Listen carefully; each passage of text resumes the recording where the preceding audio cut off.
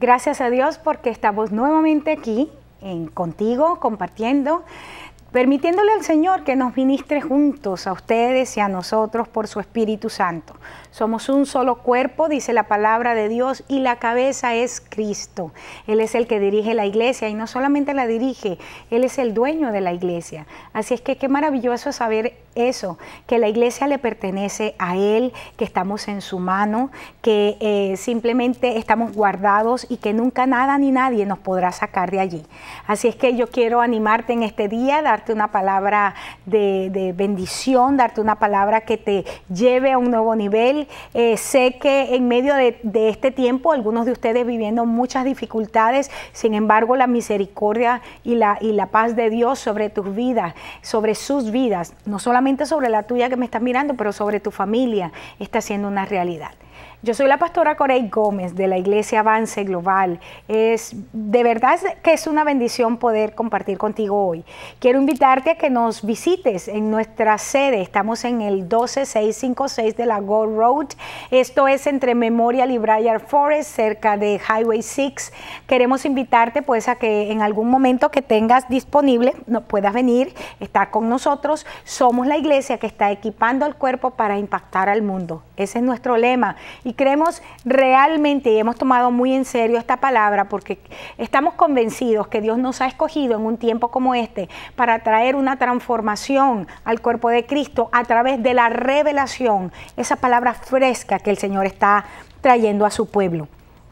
Durante nuestro tiempo de programación, déjame decirte que tenemos una línea de oración abierta y está el número en tu pantalla. Por favor, llámanos, es el 713-408-3068. Queremos compartir contigo, entrar en acuerdo contigo, darte una palabra de ánimo, darte una palabra donde tú te sientas motivado a seguir adelante. Y si quieres conocer más acerca de nuestro ministerio, puedes entrar en nuestra página en internet al www.globaladvancedchurch.org o en mi página de Facebook también puedes entrar, es el www.facebook.com/Corey Gómez. Creo que va a ser de muchísima bendición compartir contigo a través de la web, porque pues siempre es realmente maravilloso saber lo que Dios está haciendo en la vida de aquellos que nos rodean. El cuerpo de Cristo en todas partes del mundo está recibiendo una impartición de su Dios tremenda, y así es que qué bueno que podamos alimentarnos los unos a los otros. Bien, ayer empecé una serie muy interesante que promete estar muy buena y se llama Haciendo diferencia entre lo santo y lo profano. Y es un estudio sobre la vida de Nadab y Abiú, los hijos de Aarón. Y ayer empezaba apenas con lo que era la consagración de Aarón y de sus hijos. Y empecé a estudiar de manera somera en qué consistió este ritual. Y me gustaría que rápidamente miráramos algunos principios de los que vimos ayer para entrar a lo que nos corresponde. Te decía que el capítulo 29 de Éxodo se une al libro de Levítico, se hace un eslabón, porque en Éxodo 29 el Señor le da a Moisés las prescripciones, lo que debía hacerse en lo que era este ritual. Pero es en en Levítico 8 donde Moisés pone en práctica lo que Dios le ha dado. Y leía, permíteme ir directamente al verso, en el verso 6 del capítulo 8 de Levítico, dice que Moisés hizo que Aarón y sus hijos se acercaran, y vimos entonces a partir en este pasaje del 6 en adelante, del capítulo 8 de Levítico, vimos algunas cosas que son necesarias y cómo se manifiestan en el Nuevo Testamento. Vamos a verlas rápidamente. Lo primero que vimos es que Moisés acerca a Aarón y a sus hijos y los lava con agua. Y yo te decía que en el Nuevo Testamento, porque esto era sombra y tipo de lo que vendría, el apóstol Pablo nos dice en el libro de Efesios, el capítulo 5, verso 26, que Jesucristo, para santificar a la iglesia, la ha purificado en el lavamiento del agua por la palabra, verso 27, a fin de presentársela ¿a quién? A sí mismo, como una iglesia gloriosa, que no tenga mancha ni arruga ni cosa semejante, sino que sea santa y sin mancha. ese ritual en el Antiguo Testamento, el Señor nos estaba diciendo, yo estoy preparando una iglesia que va a estar conformada por reyes y sacerdotes a quienes he llamado, según el apóstol Pedro, y también a nosotros por la palabra, por su decreto, por lo que hay en su corazón, por los designios que están en el corazón de Dios para nosotros. Él nos está convirtiendo en una iglesia gloriosa, una iglesia que no tenga nada de qué avergonzarse.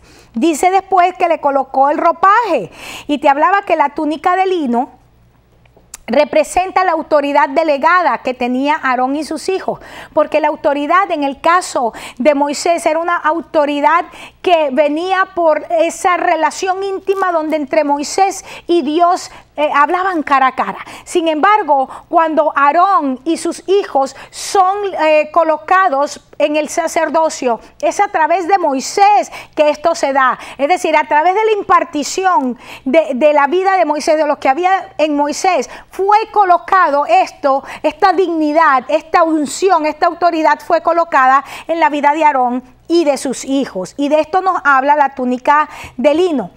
Dice que le ciñó con el cinto, y en el Nuevo Testamento esto representa, ¿verdad?, el cinto de la verdad, y lo encontramos en Efesios 6:14. Yo te decía que esto es lo que ajusta toda la armadura en el caso del Nuevo Testamento.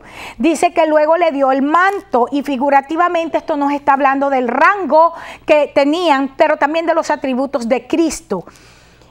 Luego dice que se le puso el efod, y el efod, el nombre que se le da en Éxodo es, fíjate, déjame leértelo literalmente. Éxodo 28:29 dice, y llevará Aarón los nombres de los hijos de Israel en el pectoral del juicio. Muy interesante, porque esta frase, y de verdad que voy a estudiar esta frase contigo posteriormente a profundidad, cuando hablemos de ciertas características del intercesor, porque el pectoral estaba adornado con 12 piedras que representaban las tribus de Israel, y dice que esto era un memorial que Aarón traía delante de Dios constantemente, y esto nos está hablando a nosotros de una intercesión que justifica. Y encontramos, por ejemplo, acabamos de terminar la serie sobre Lot, y vimos que decía uno de los pasajes que estudiábamos, que Lot, de acuerdo a la misericordia de Dios que se había mostrado para con él, y esa frase aluce directamente a lo que fue ese proceso donde Abraham se sienta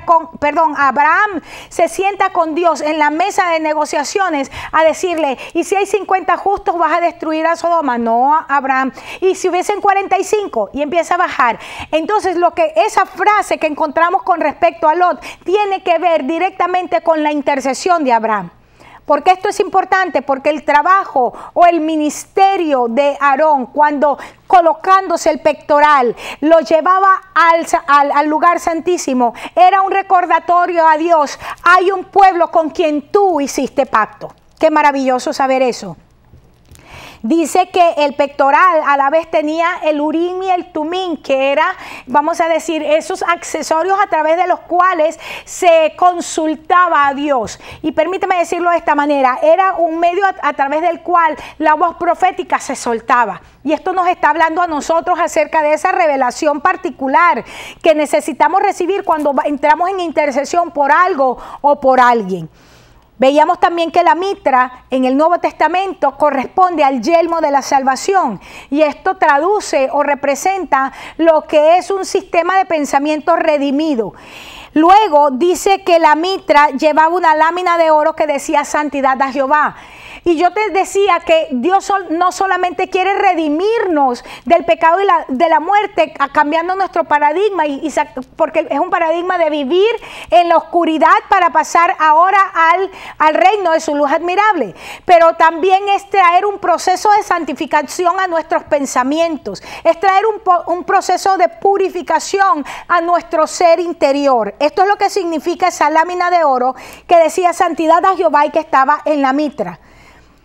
Ahora fíjense, también estuvimos hablando y allí nos quedamos cómo Aarón fue ungido con el aceite de la unción. Y yo te decía que el aceite de la unción representa en el Nuevo Testamento el Espíritu Santo.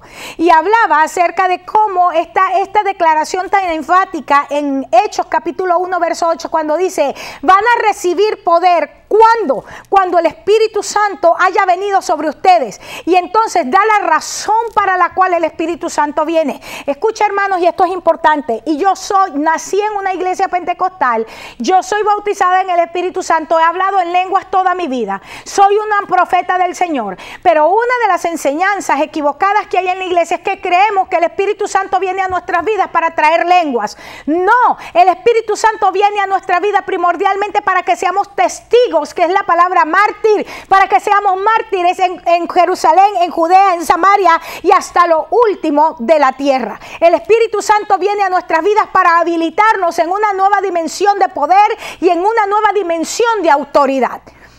Cuando Aarón es ungido, fue entonces comisionado en lo que era el servicio, no solamente al pueblo del Señor, pero un servicio continuo en la presencia del Rey. Y esto es lo mismo que ocurre con nosotros cuando somos ungidos por el Espíritu Santo.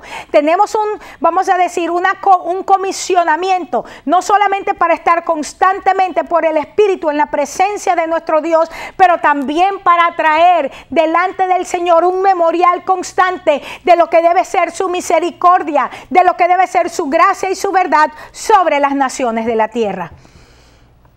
Nos quedábamos específicamente en el pasaje de Hebreos 5, dando la explicación según el Nuevo Testamento, por qué Aarón tenía que hacer sacrificio por él y por sus hijos antes del pueblo. Y lee de esta manera el Hebreos capítulo 5, verso 1, dice, porque todo sumo sacerdote tomado de entre los hombres es constituido a favor de los hombres en lo que a Dios se refiere. Esto es muy importante. Hemos sido escogidos por Dios para un trabajo sacerdotal, pero este trabajo sacerdotal no es para llenar nuestro vientre, no es para sentirnos bien ni para que la gente nos sirva, sino para estamos allí en ese oficio a favor de la gente. Dice, para que se muestre paciente con los ignorantes y extraviados, puesto que él también está rodeado de debilidad. El hecho de que Dios nos ha levantado a una posición sacerdotal no significa que lo ha hecho porque somos mejores que los demás, sino que lo estamos haciendo conscientes que nosotros también estamos sujetos a situaciones de debilidad. Verso 3, y por causa de esa debilidad, es lo que dice ahí, se debió ofrecer por los pecados, tanto por sí mismo como también por el pueblo. Este era el trabajo de Aarón y de sus hijos.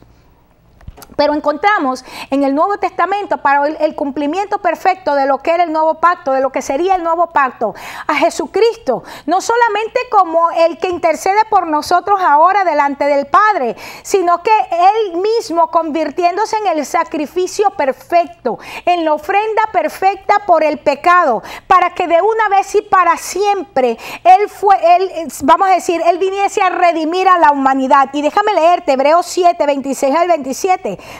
Porque es un pasaje poderosísimo como lo establece el autor de Hebreos, hablando de Cristo, porque tal sumo sacerdote nos convenía. ¿Por qué? Porque ya no teníamos que estar buscando palomitas, ni panes sin levadura, ni corderitos.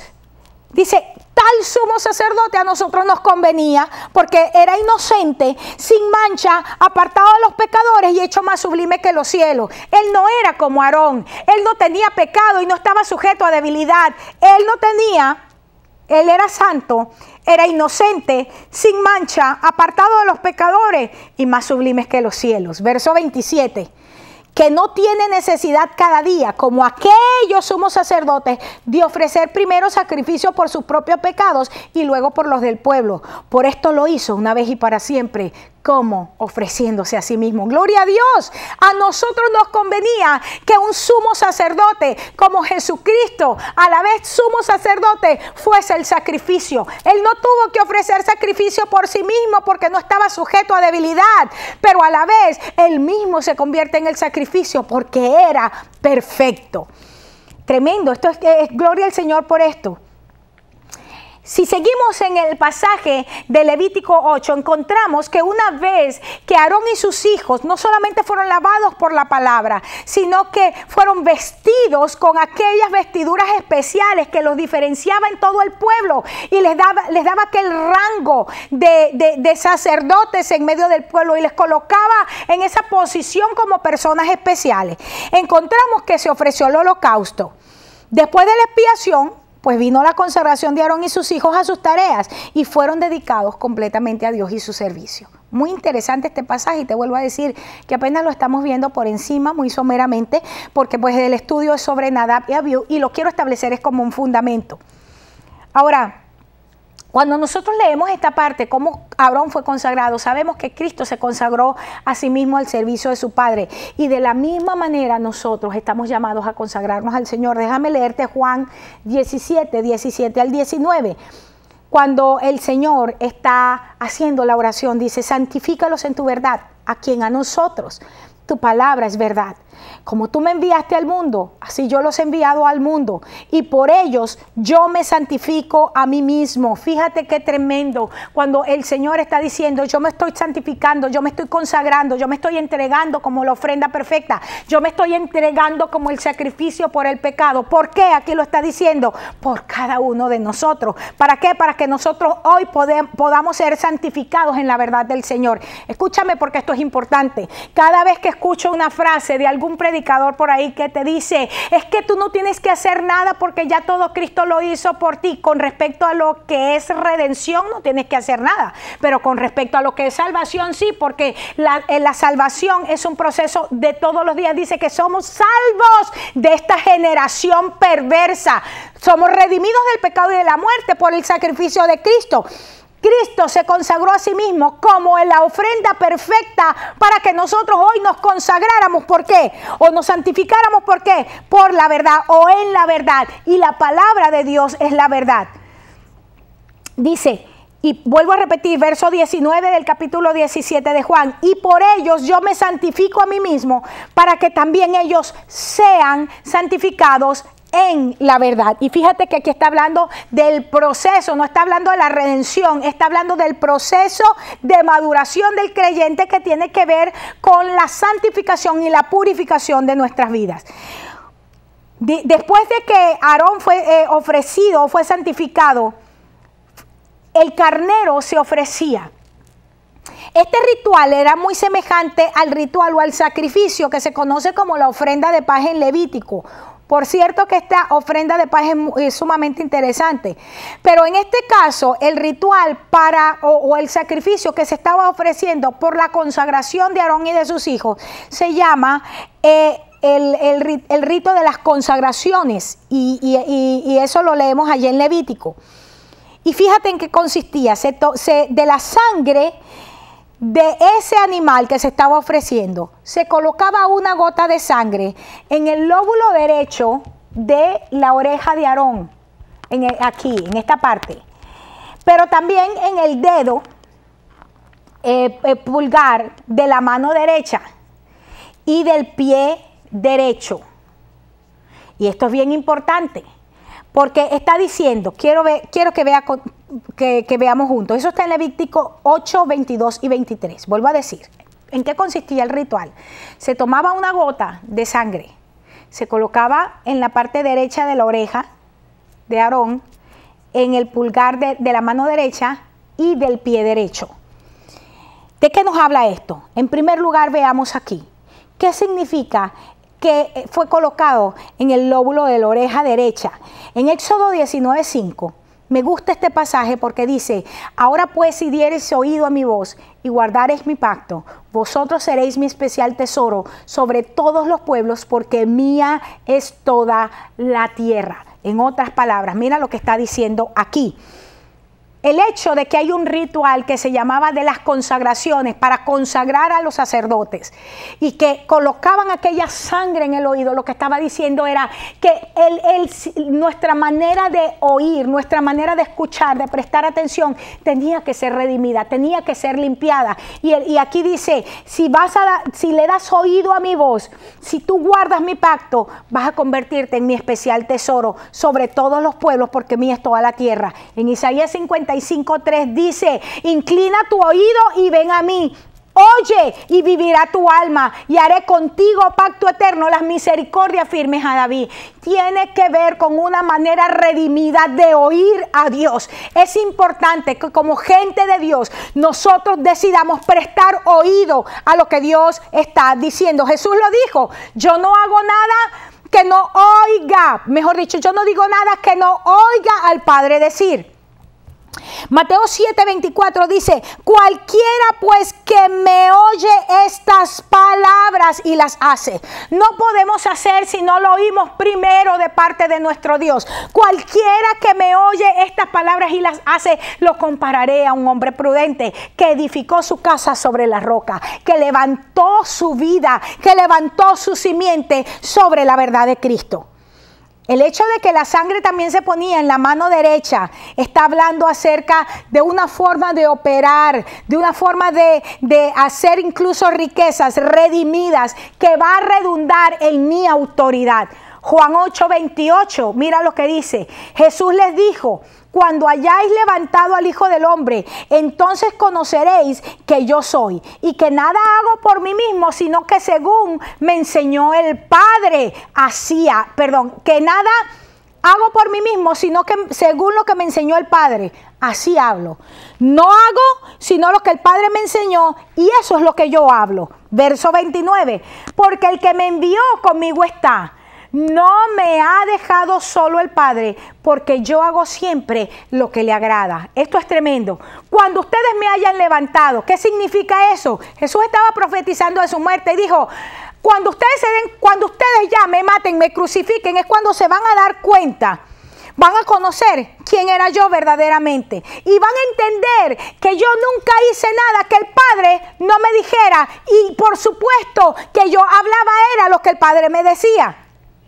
Y el Padre nunca me ha dejado solo porque yo hago lo que le agrada al Padre. Esto es tremendo. La mano derecha, la sangre en la mano derecha está hablando de la forma de operar y mi forma de operar está directamente relacionada con mi autoridad. La mano derecha es autoridad, pero es una autoridad redimida porque está haciendo un fruto en mi vida. Tengo autoridad. Mi autoridad viene porque soy íntegra con lo que estoy haciendo y lo que hago es lo que el Padre me dice. Pero también se colocaba sangre en el pie derecho y dice, y esto tiene que ver con mi forma de caminar, con mi estilo de vida. Primera de Juan 2:6 dice, el que dice que permanece en él debe andar como él anduvo. Tú no tienes que hacer nada. Ya Cristo lo hizo todo por ti. Así no es que predican, ¿no? No es eso lo que les encanta a la gente escuchar. Y las iglesias que más se llenan son las que le dicen, tú no te preocupes. Dios te ama tal como tú eres. Tú no tienes que hacer más nada. Sigue siendo un sinvergüenza. Síguete portando como te portas. Al fin y al cabo, Cristo lo hizo todo por ti. Mentiroso. Peor tú y en peores condiciones te quedarías si tú lo crees. Porque aquí el apóstol Juan está diciendo que el que dice que permanece en ¿quién? En Cristo. ¿Qué es lo que hace? ¿Qué es lo que identifica? Que estás en Cristo, que andas, que caminas, que vives como Cristo vivió. Y Cristo, que yo sepa, no vivió haciendo lo que le dio la gana, sino que vivió agradando al Padre. Primera de Pedro 2:21, pues para esto fuisteis llamados, porque también Cristo padeció por ustedes, dejándonos ejemplo. ¿Cuál fue el ejemplo que nos dejó? Que padeció. No, paremos de sufrir y la gente entonces mandando para que le den la rosa, para que le den el aceite, para que le den el pañuelito, porque hay que parar de sufrir. Pero aquí dice que Cristo padeció por mí y que ese es el ejemplo que me dejó. ¿Cómo? Para que sigamos sus pisadas, para que sigamos su manera de vivir, para que sigamos su manera de andar. Jesucristo, hombre, Jesucristo Dios, nos dejó un modelo a vivir. Y la gente a veces dice, pero es que ese fue Cristo, es que era el Hijo de Dios. Jesús fue 100% hombre, 100% Dios, como tú y yo una vez que lo aceptamos. Somos gente humana, naturales, 100% seres humanos, pero revestidos al 100% de la divinidad de nuestro Dios, cuando a través del sacrificio de Jesús, por fe, le hemos recibido en nuestra vida y caminamos en ese proceso de santificación que nos hace cada vez más como Él es. Sigue diciendo el apóstol Pedro, aquí en el verso 22 del capítulo 2 de Primera de Pedro, el cual no hizo pecado, ni se halló engaño en su boca, quien cuando le maldecían no respondía con maldición, y cuando padecía no amenazaba, sino que encomendaba. ¿Cuál es ese ejemplo que nos dejó para que sigamos sus pisadas? Que nunca hubo engaño en su boca, y que cuando fue perseguido, cuando fue vituperado, cuando fue amenazado, cuando fue golpeado, nunca hizo lo que no tenía que hacer, sino que se comportó a la altura de lo que es hoy, Rey de Reyes y Señor de Señores, y que intercede por su pueblo todos los días delante del Padre. Eso es lo que el Señor Jesucristo se convirtió para nosotros en el ejemplo a seguir. Ahora, el hecho de que la sangre se colocaba entonces en la oreja, en la mano derecha, en el pulgar de la mano derecha y en el pulgar de la mano izquierda, vemos entonces una manera o una forma redimida de escuchar realmente lo que el Padre está diciendo. Y ya el programa está cerca de terminar, pero déjame decirte esto. Una de las cosas en las cuales estoy mirando muchísimo problema en el cuerpo de Cristo, porque una cosa aquí está conectada con la otra, es cómo espíritus engañadores vienen y te dicen y te hacen creer, y tú, bueno, pues juras y te dejas matar porque Dios te habló, cuando en realidad son espíritus engañadores, porque en tu vida están activados espíritus de perversión que están pervirtiendo la verdad de Dios, porque Dios está contestando de acuerdo a la multitud de los ídolos que hay en tu corazón. Y entonces dices a juro y quieres doblarle el brazo a todo el mundo, haciéndole creer que Dios te habló cuando Dios no te ha hablado, cuando Dios no se ha manifestado a tu vida. Yo creo que estamos en un momento donde la sangre de Cristo tiene que ser aplicada a nuestra oreja, donde la sangre de Cristo tiene que ser aplicada a nuestra mano derecha y en nuestro pie izquierdo. Tiene que redimirse nuestra manera de oír, nuestra manera de operar, es decir, nuestra autoridad y nuestra manera de caminar. Yo declaro en el nombre de Jesús que en este día esta palabra empieza a abrir en tu vida un ámbito, te abre a un ámbito diferente, te lleva a un contexto distinto, te abre una atmósfera distinta. Yo declaro en el nombre de Jesús que los espíritus engañadores ahora son atados y que tú puedes oír como Dios, lo que Dios está hablando verdaderamente desde el cielo, que oyes con un oído redimido. Yo declaro en el nombre de Jesús que una vez que oyes con un oído redimido, operas en una autoridad de Dios redimida, no en una autoridad pervertida por el diablo, haciéndote creer lo que no eres. Y declaro en el nombre de Jesús que si estas dos cosas se dan, tú caminas en el orden de Dios y en la santidad de Dios para tu vida. Te invito a mi próximo programa. En el nombre de Jesús, apenas empecé la serie, este es mi segundo programa, sobre haciendo diferencia entre lo santo y lo profano, un estudio sobre Nadab y Abiú. Quiero invitarte entonces para que me sintonices en los próximos programas. Si estás interesado en el material, esto va a estar próximamente en mi página en Facebook. Dios te bendiga y Dios te guarde.